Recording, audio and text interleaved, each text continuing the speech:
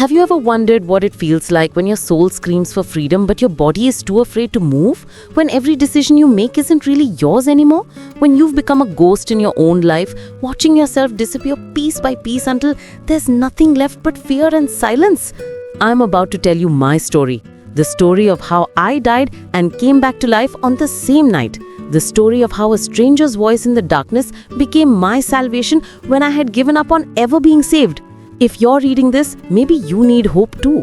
Maybe you need to know that rock bottom isn't the end. It's just the beginning of something you never saw coming. Maybe you're trapped right now, reading this in secret, wondering if escape is even possible. I'm here to tell you it is. Subscribe and stay with me. Turn on that notification bell because what I'm about to share will remind you that miracles happen in the strangest ways, and sometimes the most dangerous man in the room is actually your guardian angel in disguise. My name is Elena Costa, and I stopped recognizing myself 3 years into my marriage. I was 31 years old, standing in front of my bathroom mirror at 2 in the morning, tracing the purple bruises on my ribs with trembling fingers. There was a cut on my lip that I told my coworker came from biting down too hard while eating. There were fingerprint bruises on my upper arms that I hid under long sleeves even in the Roman summer heat. The woman staring back at me looked hollow, dead behind the eyes, skin pale and stretched too thin over sharp cheekbones because I had lost 15 pounds I couldn't afford to lose. I barely remembered the girl I'd been at 25, fresh out of design school with honors, full of dreams about opening my own boutique, believing that love conquered all, that happily ever after was real if you just found the right person. That girl disappeared the moment I married Vincent Moretti, and the worst part, I helped kill her. Vincent was a financial advisor at one of Rome's most prestigious firms, successful, charming, 6 feet tall with the kind of smile that made people trust him instantly. The kind of man who wore expensive suits and knew exactly what wine to order at dinner, what compliments to give, what dreams to validate. We met at my cousin Angela's wedding in Florence. I was designing bridesmaids' dresses back then, working freelance out of a tiny studio apartment in Trastevere. Barely making rent, but genuinely happy with my life. Vincent approached me during the reception, complimented the dresses I'd created, told me I had an artist's soul and that women with real talent were rare in this world. He asked for my number. 3 days later, he called and invited me to dinner at a restaurant I couldn't afford on my own. Within 3 months, he'd convinced me I was his soulmate, that he'd been waiting his whole life to find someone like me. I believed every single word.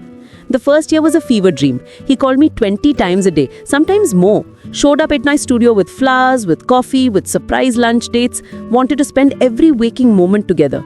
He said he couldn't bear to be apart from me, that I was the air he breathed. My friend said I was lucky to have found such a devoted man. My mother said he clearly adored me. Even my father, usually skeptical of my boyfriends, approved. Vincent had that effect on people. He made you believe whatever he wanted you to believe. When he proposed after just 8 months, I had doubts. It felt fast. But Vincent said, when you know, you know. He cried real tears, saying I was everything to him, that without me he was nothing, that he couldn't imagine facing another day without knowing I'd be his wife. How do you say no to that? How do you reject someone's entire heart? So, I said yes. We got married in a beautiful ceremony in Rome, at a church near the Trevi Fountain. 200 guests. A designer dress I'd made myself, spending 3 months on every detail. It should have been the happiest day of my life. But I remember standing at the altar looking at Vincent's perfect smile and feeling this tiny whisper of doubt in my chest. This small voice saying, you don't really know him. You don't know who he is when no one's watching. I ignored that voice. I ignored the way he'd snapped at the florist when the arrangements were 10 minutes late. I ignored how he'd criticized my cousin for gaining weight, how he'd made a rude comment to the waiter who'd gotten his order wrong. I told myself he was just stressed, that weddings made everyone crazy, that after this everything would be perfect. I was so wrong. The first 3 months of marriage were acceptable. Vincent still held himself together, still performed the role of devoted husband when we had dinner with friends or visited family. But little by little, when we were alone, the mask started slipping. It started with comments about my appearance. Small things at first. That dress makes you look heavier, maybe try something more flattering. Your hair looked better when it was longer, you should grow it out again. Are you really going to eat that pasta? You know carbs go straight to your hips. Then came the criticism of my work. My designs were amateurish. My business sense was terrible. Did I really think I could make a living as a designer when the market was so competitive? Maybe I should be more realistic about my limitations. Maybe I should accept that not everyone has what it takes to succeed. Every comment was delivered with concern, with love, with the pretense that he was just trying to help me be better. And because I loved him, because I wanted to be a good wife, I tried to change. I changed my clothes, my hair, my eating habits. I spent less time on my designs, convinced myself he was right, that I wasn't good enough. But nothing I did was ever enough. Vincent always found something new to criticize, some new way I was failing him. After 6 months of marriage, the isolation began. Vincent said my friends were a bad influence. They were single, irresponsible, always wanting to go out drinking and dancing. They didn't understand what marriage meant, what commitment required. He convinced me they were jealous of what we had, that they were trying to create problems between us. One by one, I distanced myself from them. When they called, Vincent would stand nearby listening, making faces that told me I was staying on the phone too long. When they invited me out, he'd get quiet and sullen, making me feel guilty for choosing them over him. Eventually, it was easier to just say no, to let those friendships fade. My family was next. Vincent said they were too involved in our marriage, that my mother asked too many questions, that my father didn't respect him. He said married couples needed boundaries, that we should see them only on major holidays. My mother called crying, asking if she'd done something wrong, why her daughter had become a stranger. I lied and said I was just busy, that everything was fine. Within a year of our wedding, I had no one left but Vincent, exactly as he'd planned.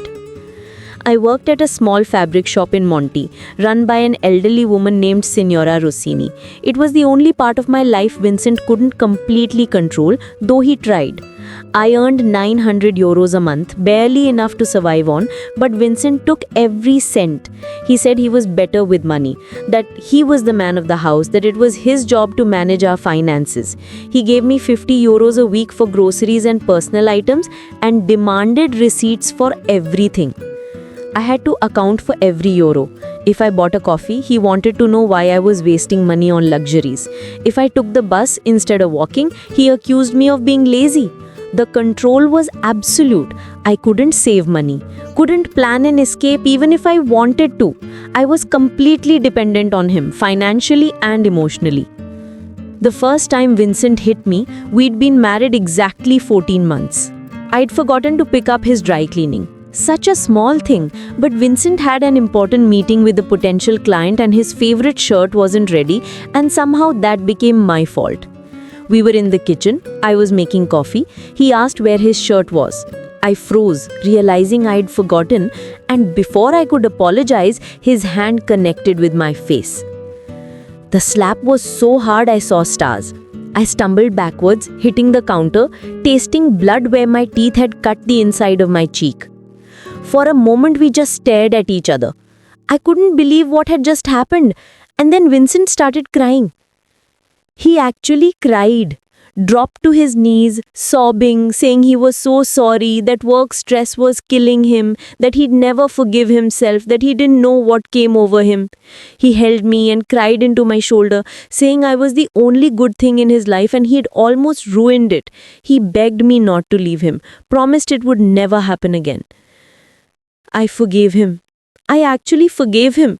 Told him it was okay, that I understood, that I knew how much pressure he was under. I forgave him because I loved him, because I believed in second chances, because I thought maybe it really was just the stress. That was my first mistake, my biggest mistake. Because after that, the violence became routine. A push here when I said something he didn't like, a shove there when dinner wasn't ready on time, objects thrown past my head, his fist through the wall inches from my face. Each incident was followed by tears, by apologies, by promises that it would never happen again.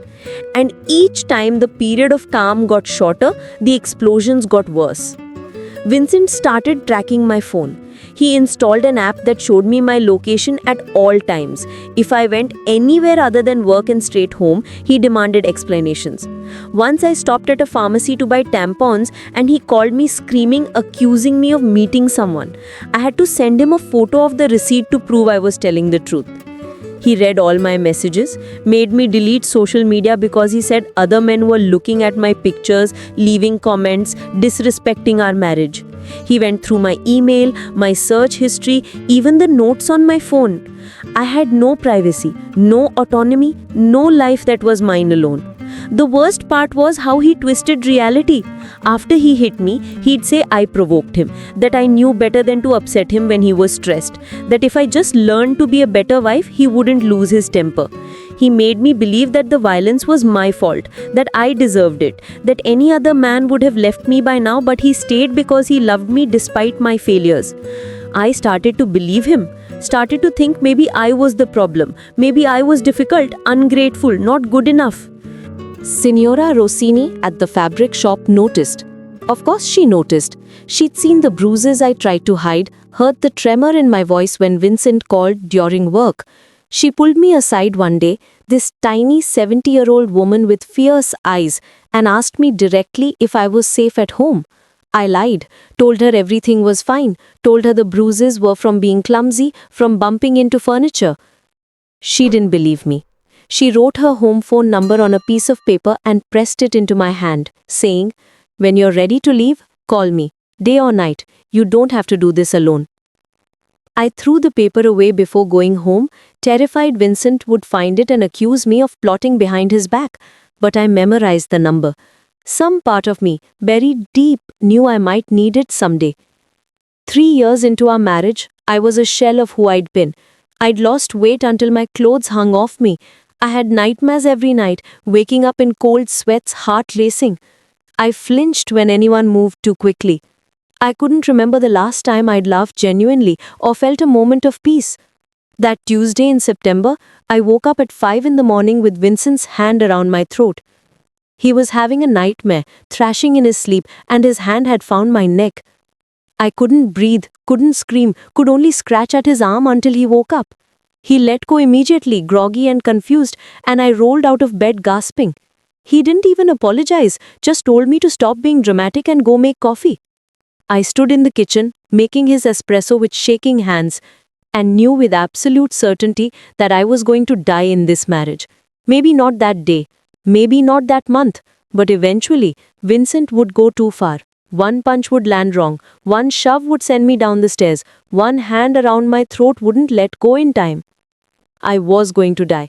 The only question was when. That entire day at work, I moved like a zombie. Signora Rossini asked if I was ill.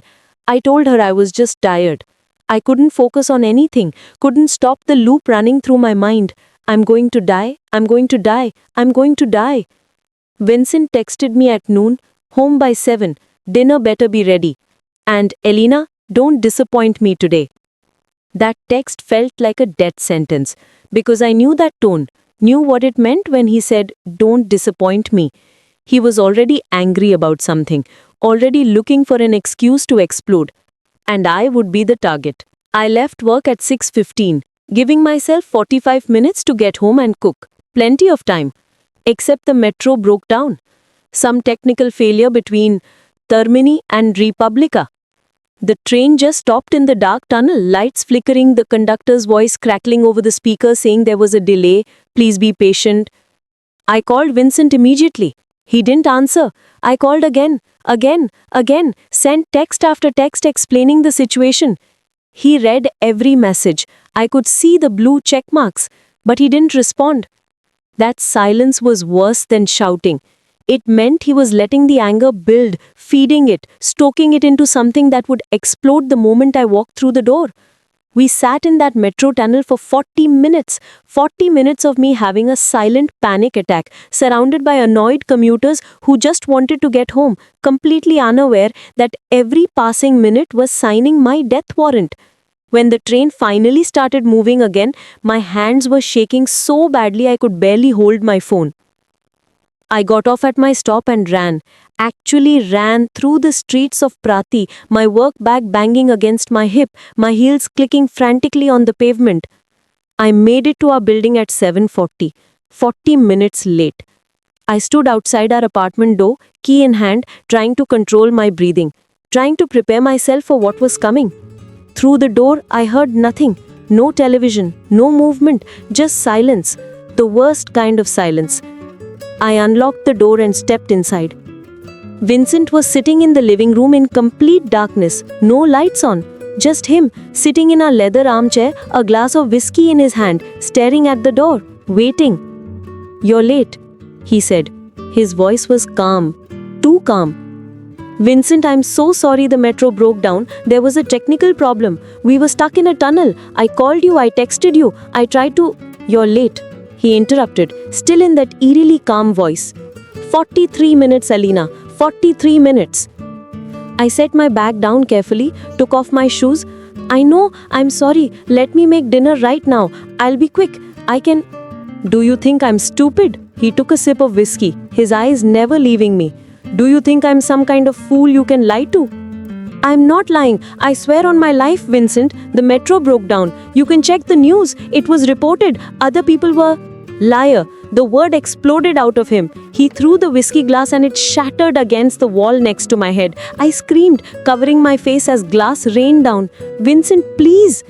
He crossed the room in 3 strides and grabbed my arm, his fingers digging in so hard I knew there would be bruises. "You're mine," he hissed, his face inches from mine. "No one else's. If I can't have you, no one will." Black spots danced in my vision. My lungs burned. I couldn't get air, couldn't scream. This was it. This was how I would die. At 31 years old, in my own living room, killed by the man who had promised to love me forever. Then suddenly, he let go. I collapsed to the floor, gasping and coughing, tasting blood. Vincent stepped back, breathing hard, looking at his hands like he didn't recognize them. Then he turned and walked to the kitchen. I heard the refrigerator open, the clink of another beer bottle. I lay there on the floor, my throat on fire, my whole body shaking. And that's when it happened. That's when something inside me finally broke free from the fear. It wasn't courage. It wasn't some heroic moment of strength. It was just pure animal survival instinct screaming that if I stayed here another second, I would die. I stood up, moving as quietly as I could. Grabbed my purse. My hands found the doorknob. "Elena, where are you going?"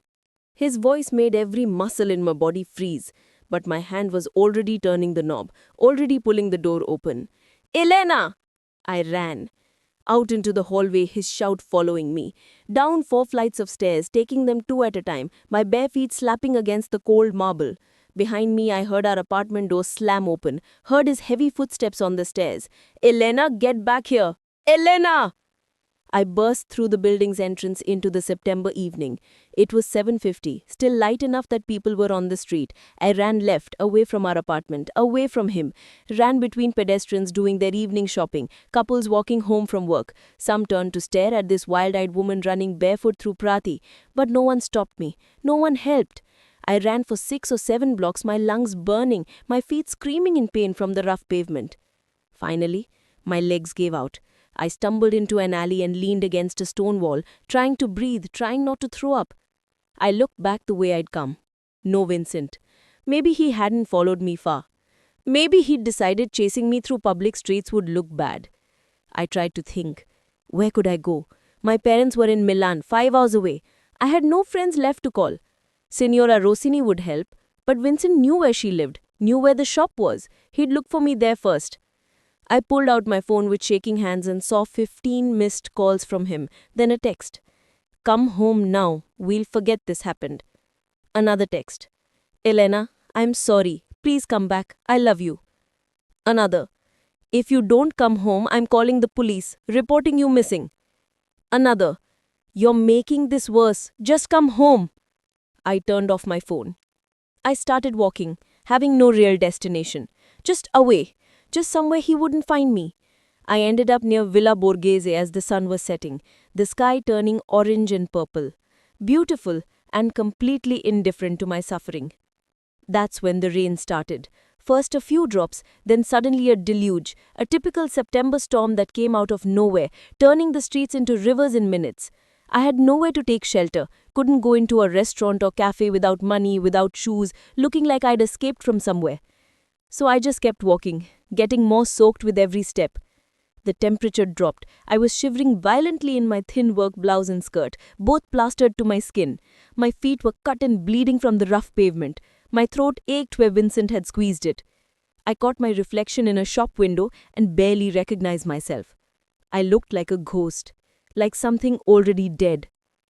I wandered into Parioli, a wealthy neighborhood where the streets were quieter, the buildings more elegant, fewer people to see me falling apart. That's when I heard the engine. A car was moving slowly down the street behind me, matching my pace. My heart jumped into my throat. Vincent, he'd found me. This was the end. I tried to run again, but I had nothing left. My body was done. The car pulled alongside me and the passenger window rolled down. Miss, you need help. Not Vincent's voice, someone else's. Deep, calm, certain. I kept walking, not looking, because strange men offering help at night usually want something in return. That's what they teach girls. Don't get in cars with strangers. Don't trust men you don't know. Danger wears a friendly face. You're hurt. You're soaked. Whatever you're running from, you won't make it far like this. Something in his tone made me stop. Not aggressive, not predatory, just factual. I turned and looked inside the car. The man behind the wheel was probably 40, maybe a year or two younger. Dark hair graying at the temples, sharp, angular features that would have been handsome if they weren't so hard, eyes that looked like they'd seen too much and crusted too little. He wore an expensive charcoal suit, perfectly tailored, and the car was a sleek black Mercedes S-Class. Everything about him screamed money, power, and danger. Something in his tone made me stop. Not aggressive, not predatory, just factual. I turned and looked inside the car. The man behind the wheel was probably 40, maybe a year or two younger. Dark hair graying at the temples, sharp, angular features that would have been handsome if they weren't so hard. Eyes that looked like they'd seen too much and trusted too little. He wore an expensive charcoal suit, perfectly tailored, and the car was a sleek black Mercedes S-Class. Everything about him screamed money, power, and danger. Leave me alone, I managed through chattering teeth. He sighed, like this wasn't the first time he'd had this conversation. If I wanted to hurt you, I already would have. You're running from someone. You're injured. You have nowhere to go. I can give you somewhere safe. I don't know you. You could be anyone. My name is Alessandro Dante. I live 10 minutes from here in Parioli. I'm offering you a warm shower, food, and a locked bedroom. No strings attached, no expectations. Just safety for one night so you can figure out what to do next. Why would you help me? My voice cracked. No one helps anyone for free. Alessandro's expression changed. Something painful flashed across his face. I had a sister once, Lucia. Her husband beat her for 3 years. The last time, he didn't stop. She died in the hospital. I was 22, still in university, too young and stupid to recognize the signs. By the time I knew what was happening, it was too late. He looked directly at me. I swore I'd never ignore a woman in trouble again. So yes, I'm helping you for free, because Lucia doesn't get a second chance, but you do. I stood there in the pouring rain, shaking so hard I could barely stand, and weighed my options. Stay on the street and risk Vincent finding me? Trust this stranger who could be worse than my husband? Or accept that I literally had no good choices left, only varying degrees of terrible, and take the least terrible one? Are you in organized crime? I asked directly, because I was past the point of caring about being polite. Alessandro didn't flinch, didn't try to sugarcoat it. I'm a businessman, import-export, real estate, investments. Some of my businesses operate in grey areas of the law. My family has history in Rome. Yes, I have connections to certain organizations. Does that make you want to walk away? It should have. Any rational person would have said no, would have kept walking, would have taken their chances on the street. But here's what I realized standing there soaked and bruised and broken. I was more afraid of going back then moving forward. I was more afraid of Vincent's familiar violence than this stranger's unknown intentions. Are you going to hurt me? Never. That's a promise I can make. I opened the door and got in. The interior of the Mercedes was warm and smelled of expensive leather and a subtle masculine cologne. The heated seats came on automatically. Alessandro handed me his suit jacket without a word. I wrapped it around my shaking shoulders, and for the first time in hours, maybe years, I felt a tiny sliver of safety.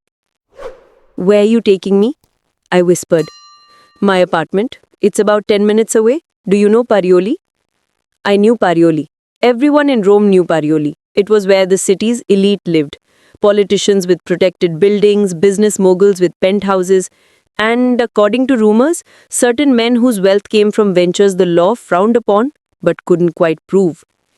Alessandro drove smoothly through the rain-slicked streets, his hands steady on the wheel.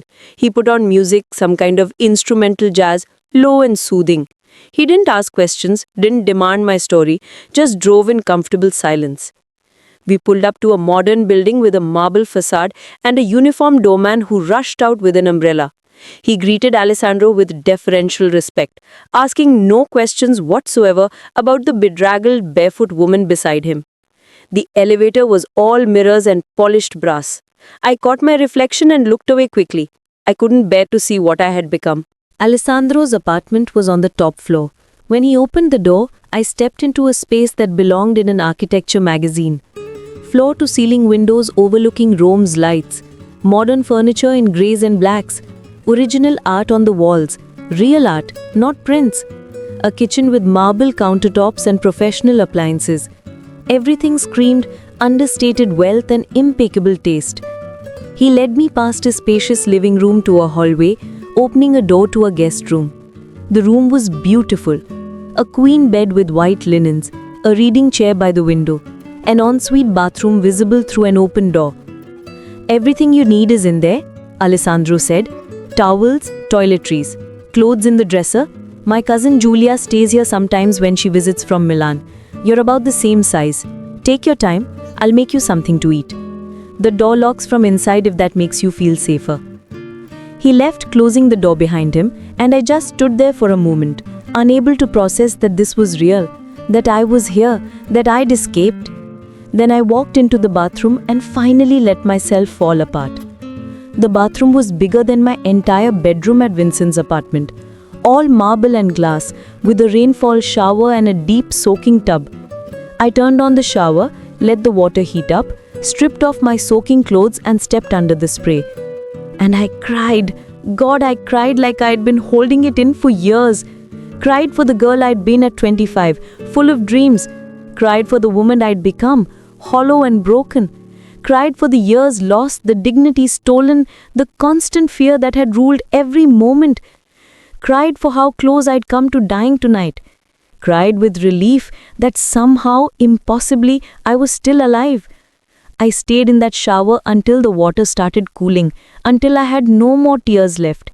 Then I dried off with the softest towel I'd ever touched, smelling of lavender and something expensive.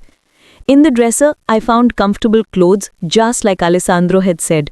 Soft grey sweatpants, a black cashmere sweater, even fresh underwear still in packages. I dressed slowly, my muscles aching from running, from fear, from years of tension. When I looked in the mirror again, I saw the full damage. A bruise forming on my neck in the perfect shape of Vincent's hand. A cut on my lip. Dark circles under my eyes so deep, they looked like bruises themselves. I looked like a survivor of something terrible, which I supposed I was. I found Alessandro in the kitchen. He'd changed out of his suit into dark jeans and a simple black shirt, looking somehow more intimidating in casual clothes than formal ones. He was cooking something that smelled incredible. Sit, he said, gesturing to a stool at the kitchen island. Do you eat pasta? Yes, I managed. He was making aglio e olio, simple pasta with garlic, olive oil and chili flakes, the kind of thing that seems easy but requires skill to get right. He moved around the kitchen with practiced efficiency, clearly someone who cooked for himself regularly. While the pasta cooked, he made a salad and toasted bread with good olive oil. When everything was ready, he plated it beautifully and set it in front of me. Eat slowly, he said, sitting across from me with his own plate. I'm guessing you didn't eat well today. He was right. I hadn't eaten since a coffee and cornetto at 7 that morning. I picked up my fork and took a bite, and it was delicious. Simple, but perfect. I ate slowly and Alessandro didn't push me to talk. He just ate his own gimmer in respectful silence, occasionally glancing at me to make sure I was okay, but never staring. It was only when I'd finished eating and was sipping water that the enormity of everything hit me. I'd run away from my husband. I was in a stranger's apartment. I had no money, no plan, nowhere to go. Tears started falling again and I couldn't stop them. I'm sorry, I don't know why I'm crying. Alessandro handed me a tissue. You have nothing to apologize for. You survived something terrible tonight. Tears are appropriate. I don't have anywhere to go. I don't have money for a hotel. My parents are in Milan. My husband... I touched my throat gently, wincing. He'll be looking for me. Alessandro's expression turned cold, dangerous, like a switch had flipped and suddenly I was seeing the man who existed behind the careful courtesy. Tell me about your husband. So I did. Once I started talking, I couldn't stop. I told him everything. About meeting Vincent, the whirlwind romance, the slow isolation, the criticism that became control, that became violence. The years of walking on eggshells, the financial abuse, tonight's attack, his hands on my throat, the absolute certainty that I was going to die. Alessandro listened without interrupting. His expression got darker and darker, his jaw clenching, his hands tightening into fists. When I finished, he was quiet for a long moment. His full name and address, he said finally. I hesitated. Why? Because I'm going to make sure he never touches you again. Alessandro, you can't... His name and address, Elena. Something in his voice told me not to argue. Vincent Moretti, Via Ottaviano, 47, apartment 12B. Alessandro took out his phone and made a call, speaking rapid Italian in a Romanesco dialect I couldn't fully follow. I caught enough to understand he was giving someone Vincent's information, telling them to handle it quietly and make sure he understands completely. When he hung up, he looked at me with absolute certainty. He won't touch you again. I promise you that. How can you guarantee it? Alessandro leaned forward, and for the first time I saw the man behind the businessman, the power that operated in shadows. Because men like your husband are cowards. They prey on women they think are helpless. But when they meet someone more powerful, someone they fear, they fold. By morning, Vincent will have had a conversation with some of my associates. He'll understand that you're under my protection now. He'll understand what happens if he ever comes near you again. What will they do to him? Nothing permanent, just educational. Enough to make sure he remembers this lesson for the rest of his life. I should have been frightened by the steel in his voice, by what he was implying. Instead, I felt something I hadn't felt in years. Protected. Like someone was finally on my side. You don't even know me. Why are you doing this? Alessandro was quiet for a moment. Because I couldn't save Lucia, but I can save you. We sat in the kitchen for another hour talking. He told me more about his sister, how she'd hidden the abuse from everyone, how guilty he still felt years later. I told him about my design dreams, how Vincent had crushed every creative impulse, how I'd forgotten I used to be someone with ambitions and hopes. You'll remember, Alessandro said. You'll heal. It won't be fast and it won't be easy, but you'll remember who you were, who you still are. Eventually, exhaustion hit me like a truck. Alessandro showed me back to the guest room, reminded me the door locked from inside if I wanted, and told me his room was in the opposite wing of the apartment if I needed anything. I locked the door more out of habit than fear, changed into the soft pajamas I'd found in the dresser, and climbed into the most comfortable bed I'd ever experienced. I expected to lie awake all night, my mind racing, but physical and emotional exhaustion won. I fell asleep within minutes. I dreamed of running, but this time when I looked back, no one was chasing me. I was alone on an empty road, and when I turned to look forward, there was light ahead. Just light. I woke to sunlight streaming through unfamiliar windows and for a moment had no idea where I was. Then everything came flooding back. Vincent, the escape, Alessandro, the apartment in Parioli. I got out of bed slowly, my body aching everywhere. My feet were cut and bruised from running barefoot. My throat hurt when I swallowed. I looked out of the window at the view of Rome bathed in morning light, and for the first time in years, I felt something unexpected. Hope. I took another shower, put on clean clothes from Julia's collection, jeans and a soft blue sweater, and emerged from the bedroom. I followed the smell of coffee to find Alessandro in the kitchen again, dressed in another perfect suit, this one charcoal grey. He was drinking espresso and reading something on his tablet. "Good morning," he said, looking up. "Did you sleep?" Better than I expected," I admitted. He poured me coffee with perfect foam, served fresh bread with butter and jam, and we sat together at the island. The morning light made everything feel surreal, like I'd woken up in someone else's life. "Elena," Alessandro said, after a few minutes of comfortable silence, "you need to make some decisions about what happens next. But before you do, I want you to know what happened last night." My heart started racing. "What do you mean?" "Some of my men visited Vincent around midnight. They had a conversation with him about his behavior, about what happens to men who abuse women in this city, especially women under my protection. He was, resistant at first, but once he understood who I am, what I'm capable of, he became very cooperative." "What did they do to him?" "Nothing that'll land him in a hospital, but enough that he'll remember this night every time he looks in a mirror for the next few weeks. And they got him to sign some documents my lawyers prepared." "Documents?" Alessandro slid a folder across the counter.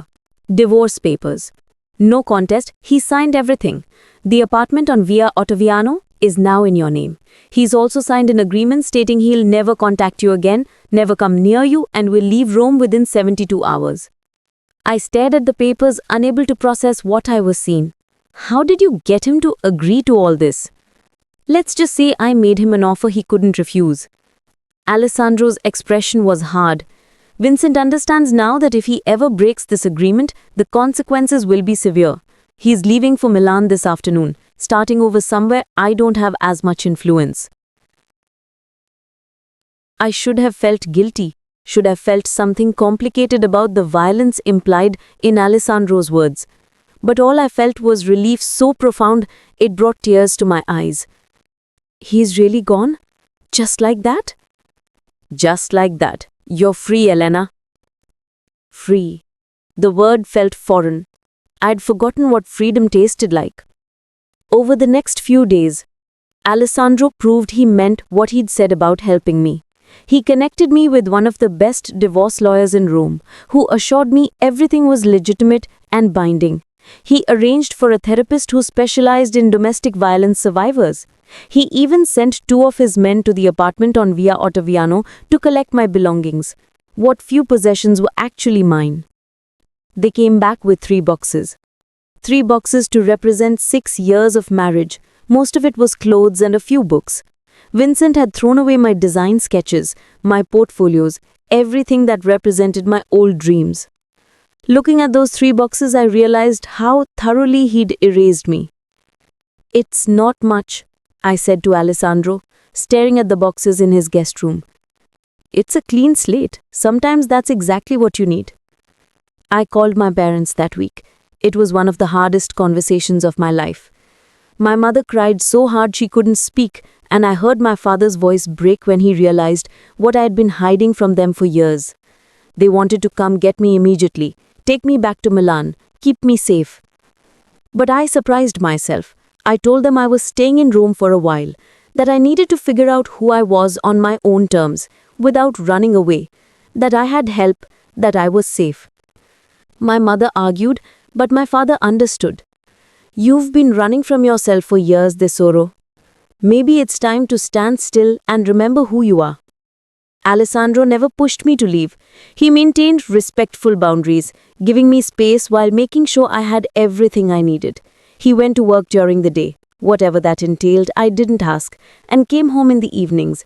We'd cook dinner together, talk for hours about everything and nothing. I learned that he'd taken over his family's businesses when his father died 15 years ago, that he'd legitimized some operations while keeping others in the shadows, that he'd never married because his life was too dangerous, too complicated to involve someone he loved. And Alessandro learned about me, the real me, not the broken version Vincent had created.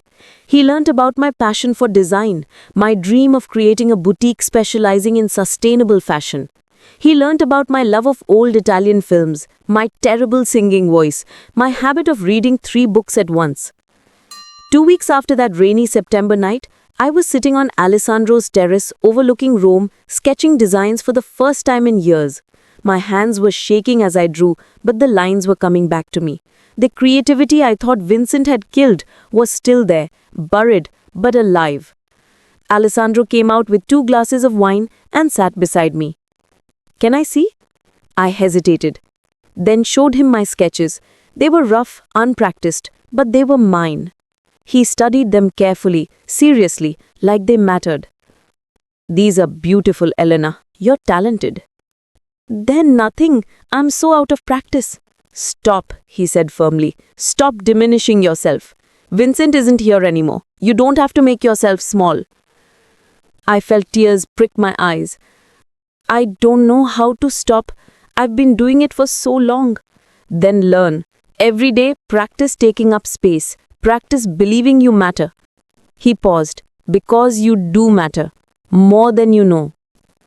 Something shifted between us in that moment. Something that had been building since the night he found me. I looked at him, really looked at him, and saw not just my savior, but a man. A complicated, dangerous, surprisingly gentle man who made me feel safe for the first time in years. But I wasn't ready. Not yet. And Alessandro seemed to sense that, because he didn't push, just sat with me as the sun set over Rome. 2 lonely people, finding unexpected companionship. A month after I left Vincent, his mother called me. I almost didn't answer, but something made me pick up. Signora Moretti had always been cold to me, making it clear I wasn't good enough for her precious son. But now her voice was different, frightened. "Elena, I need to speak with you about Vincent. I have nothing to say to him or about him. Please, just listen. He's in Milan now and he's not well. He's obsessed with finding you. He talks about you constantly, says you belong to him, that he's going to bring you home." My blood ran cold. "He signed papers, legal documents. He's not allowed to contact me." "I know, but Elena, do you think he cares anymore? He's drinking heavily. He lost his job. He's talking crazy, saying he's going to come back to Rome and he's going to make you remember you are his wife." I hung up, my hands shaking. Alessandro was at work, but I called him immediately. He answered on the first ring. "Elena, what's wrong?" I told him about the call, about Vincent's mother's warning. Alessandro was quiet for a moment, and I could hear the danger in that silence. "I'm coming home. Don't leave the apartment." He arrived 30 minutes later with 2 men I'd never seen before. They were clearly security, big, silent, watchful. Alessandro pulled me aside. "This is Marco and Stefano. They're going to be your shadows for a while. Wherever you go, they go." I thought Vincent understood the message, but apparently he needs a reminder. "Alessandro, this is too much. I can't ask you to—" "You're not asking. I'm telling you. Your ex-husband is unstable and dangerous. I'm not taking chances with your safety." Over the next week, Marco and Stefano became my constant companions. They drove me to therapy appointments, waited outside the fabric shop where I'd started working again part-time, stood discreetly outside restaurants when I met with my parents who'd finally come to visit. My father took one look at Alessandro and pulled me aside. "Elena, who exactly is this man you're staying with?" "He saved my life, Papa." I understand that. But Tesoro, you know what people say about the Dante family? About their businesses? I know what he is, but I also know he's never hurt me, never controlled me. He's helped me become myself again. My father studied my face for a long moment.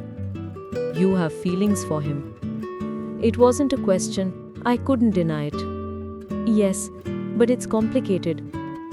Life is always complicated, my mother interjected, surprising us both. The question is whether he treats you with respect, whether you feel safe, whether you can be yourself. I do, on all counts. My parents exchanged a look. Finally, my father sighed. Then we trust your judgment. But Elena, if he ever makes you feel trapped, if you ever need to leave, you call us immediately. I will, I promise. That night after my parents left, Alessandro and I sat on his terrace under the stars. The city lights stretched out below us, beautiful and indifferent. Your parents don't approve of me, Alessandro said. They're worried. They want me to be safe. They should be worried. I'm not a safe choice, Elena. While life is complicated, dangerous, there are people who would hurt you to get to me. Is that why you have Marco and Stefano following me everywhere? Partly, but mostly because your ex-husband is a threat I'm taking seriously. I was quiet for a moment. Alessandro, what are we doing here?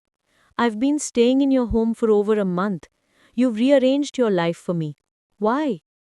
He turned to look at me, and in the dim light, his expression was unguarded in a way I'd never seen. Because from the moment I saw you running through the rain, something in me recognized something in you. Two people who'd been damaged by life, who'd learned to build walls. But Elena, when I'm with you, I want to tear those walls down.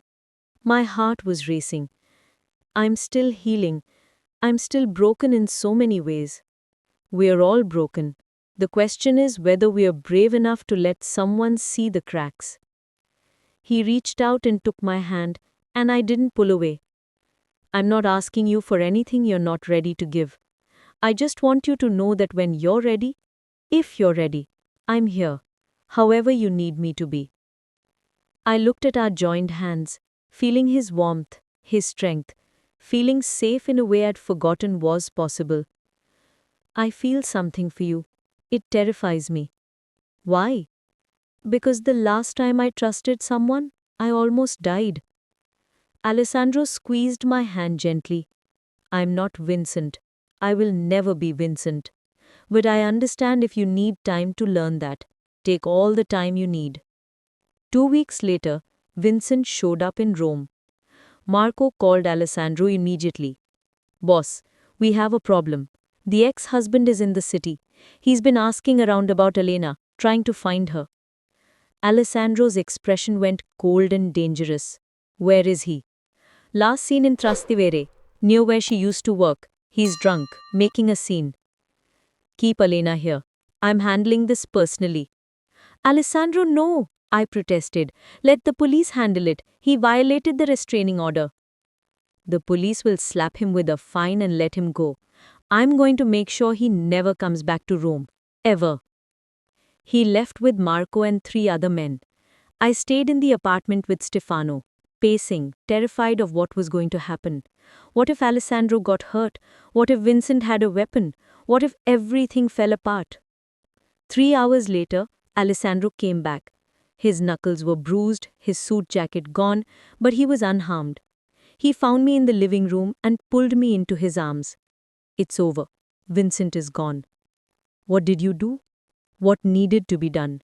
He's on a train to Milan right now with 2 broken ribs and a very clear understanding that if he ever sets foot in Rome again, I'll finish what I started. I also had my lawyers file a police report about him violating the restraining order. If he comes back, he goes to jail.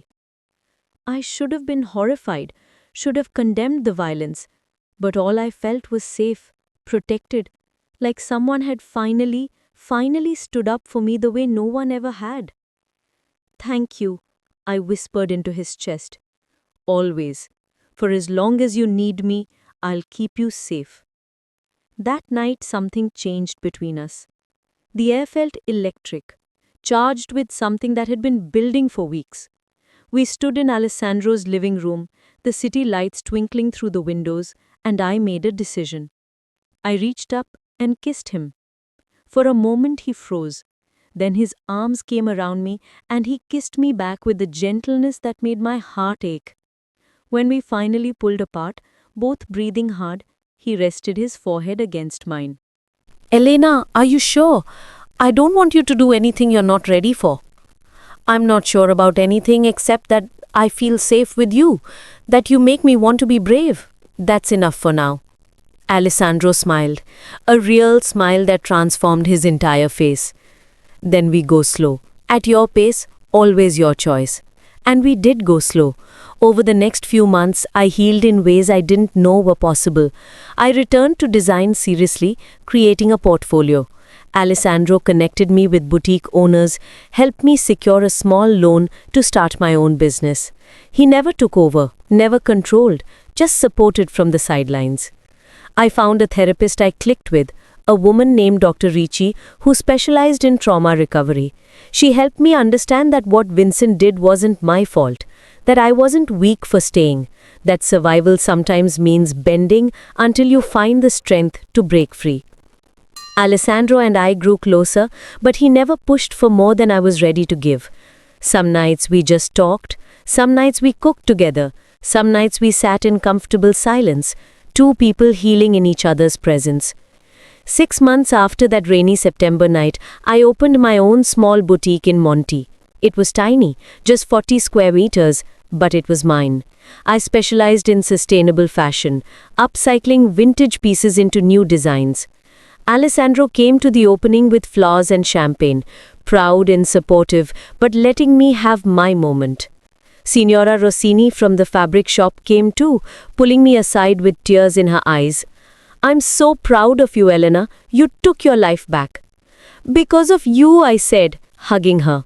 "You gave me your phone number when I needed it most. You saw what I couldn't admit. I just planted a seed. You did the hard work of growing." That night, Alessandro and I sat on his terrace, our terrace, because his apartment had become home to me, and he turned to me with uncharacteristic nervousness. "Elena, I have something to ask you."